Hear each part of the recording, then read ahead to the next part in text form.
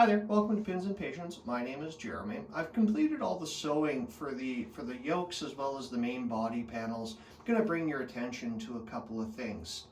First and foremost, as you can see, the inline motion of I'm going to say the front panels, I'm happy with that they were able to be in line, especially as I'm pulling the jacket closer together, and you get that really nice V mark going down here.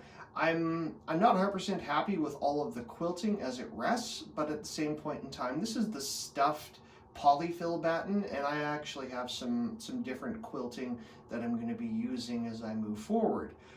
As usual, I try to add something to my builds, but at the same point in time, I now realize that stabilizing the front, stabilizing the sides, or stabilizing the rear quarter panel doesn't give me the right fit at all.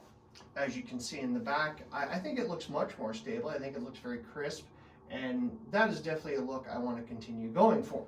On the other side, I was considering whether or not I was going to add possibly a little bit of lightweight felt just to give this a little more rigidity, but at the same time, if I was to do this complete build, all of this would be lined, and then from there there would be a little more fabric stability. I do not have the waistbands installed here. Again, this was just a Mark 1. And again, going over the size, this is a double XL. So that being said, the panels are actually quite long for what the style of the jacket is supposed to be.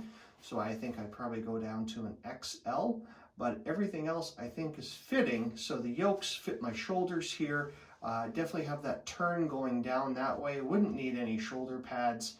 And then I would add the sleeves.